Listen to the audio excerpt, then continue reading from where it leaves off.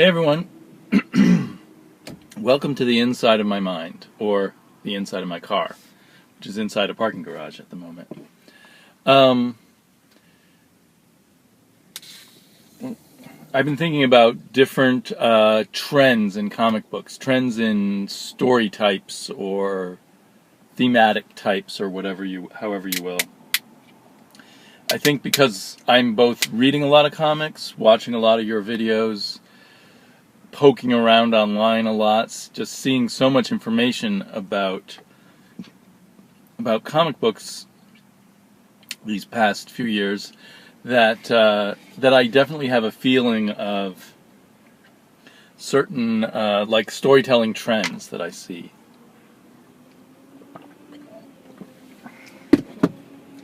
And I don't have examples of them all here with me, but I just happen to have some.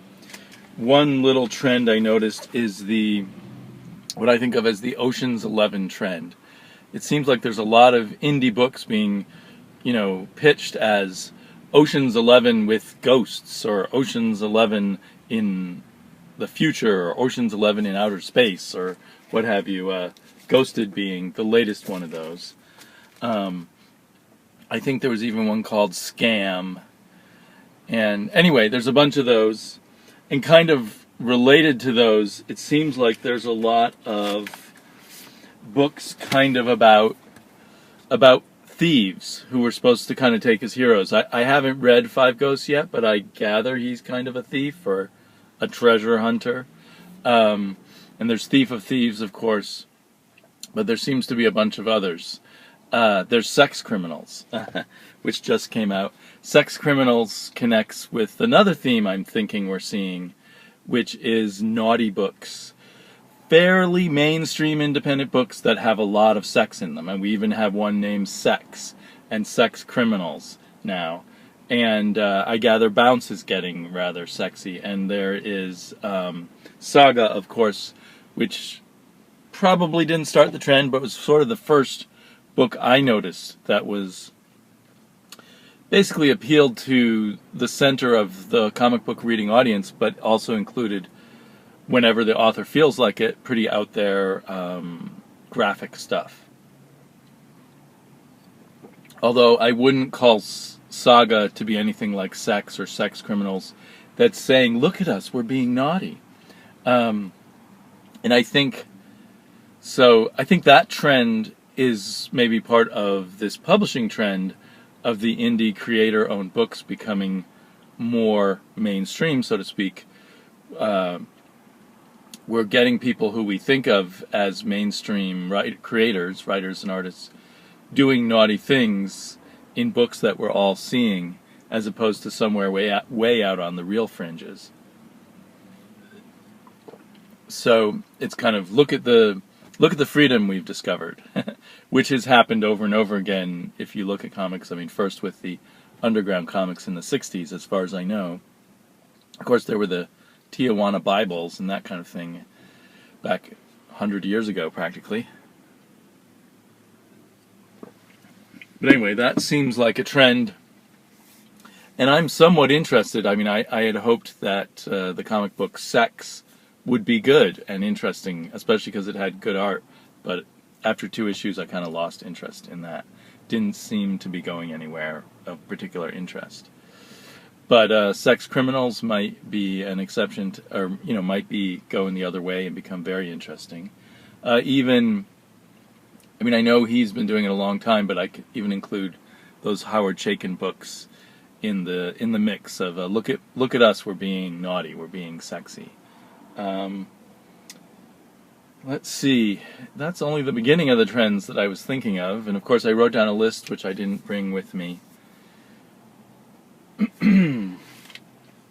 Okay, another trend is sort of the human weapon that's kind of a designer human weapon that then goes bad, or goes against its creators. And we've seen this over and over again in comics and science fiction movies. I'm sure Jean-Claude Van Damme has done it 3 or 4 times.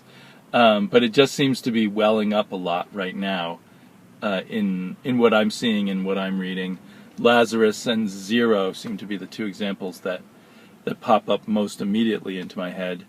as very new comic books doing this. I would say Lazarus does it right and Zero doesn't.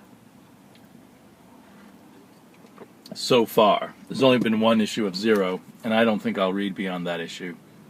First 3 issues of Lazarus were good. And we get a kind of fuller, more complex world, both in the psychology of the characters and the background of the world, plus great art. I think Greg Rucka has really great timing as a writer, so that when you read a comic book by him, it's just incredibly well paced.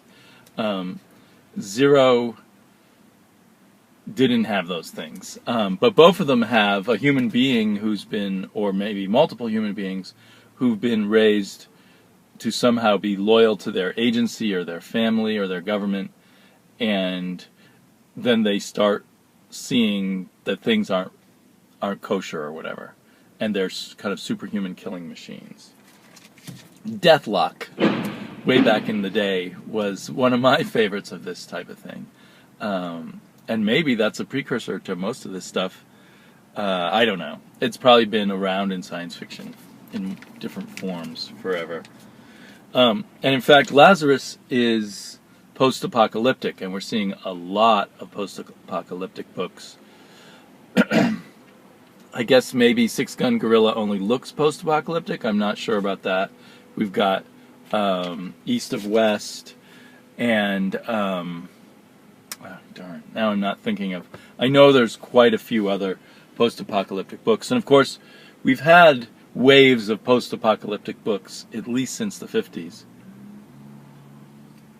You know, with Planet of the Apes, the movie, being the first one, being a great post-apocalyptic movie. Spoilers, if you've never seen Planet of the Apes, you'd only realize that it's post-apocalyptic at the end of the movie. And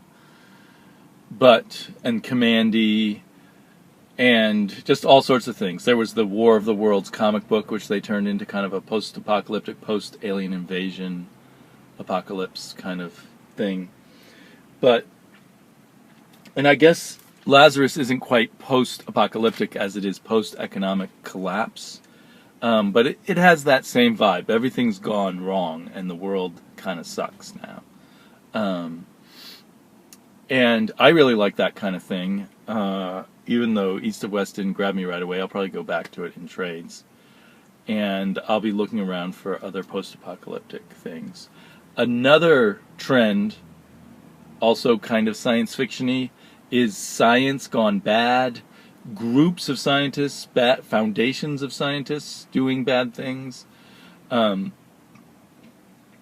Certainly Manhattan Projects, think tank.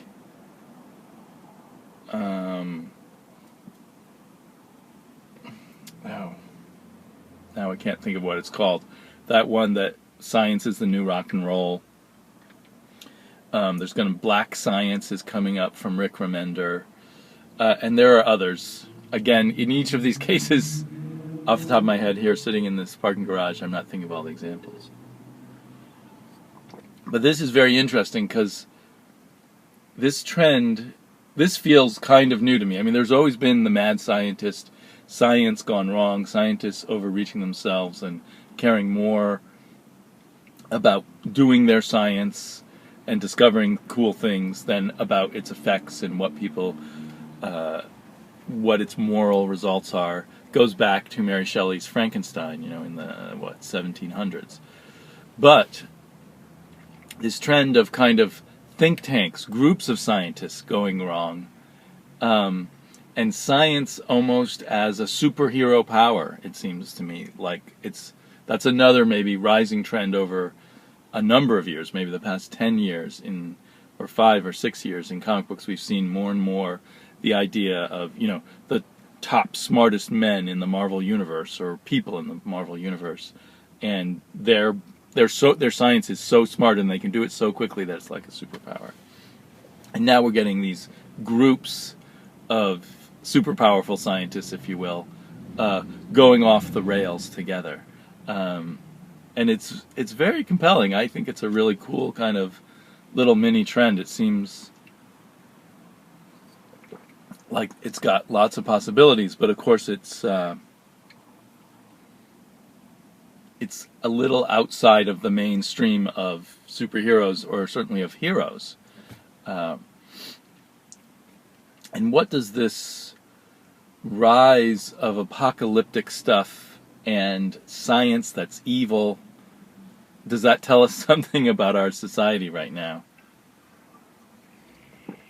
I feel like I know in the 50s and sometimes in the 60s, there was this fear of the atomic doom overhead. And then when I was a young adult under Ronald Reagan, he was always joking about pressing the button. And he had this tough line against Russia that, and just a general attitude about the survivability of nuclear war that made a lot of people really nervous. And I think we had a lot of apocalyptic fiction, I'm not sure about in comic books at that time. And, I know I even was writing apocalyptic fiction myself under the Ronald Reagan era. So is there something, I don't think people are afraid President Obama will press the bomb, and there's no Cold War going on, but there's the whole question mark about global warming, which science has been trying to warn us about, I think, since the early 80s, certainly all through the 90s. Now the idea is getting more acceptance. There's still people who think it's kind of a conspiracy. And maybe also there's the gloom of the sort of bad economy that's lasted quite a long while now, since the last bubble burst. I think we're slowly climbing out of it now, but we're not having a very obvious climb. So that may have a lingering effect too. I point out that scientists have been trying to warn us about global warming because I think it's ironic that if the subconscious thing is this worry about climate change that drives a post-apocalyptic feel, it's ironic that then there's also this thread of seeing scientists as out-of-control evil people. Because if you're totally looking at it, at least from my point of view, the scientists were trying to help with global warming, but the industrialists were worried that would harm their position in the world. So it's funny that we're picking on the scientists right now. I wonder if there's so it may or may not have anything to do with global warming. And now as I say that, I start thinking it may also just be anxiety with how even though we all love being on the internet and making our connections with each other, there's something anxiety-provoking about how fast technology is speeding up and entering our lives and taking over every aspect. Just the fact that I have to remember so many different passwords and codes kind of pisses me off every day. And then, you go to join something else just to get messages from the PTA, and you have to make up a new code, and it won't accept the code that you've always liked to use because it wants a certain combination of capitals and numbers and all.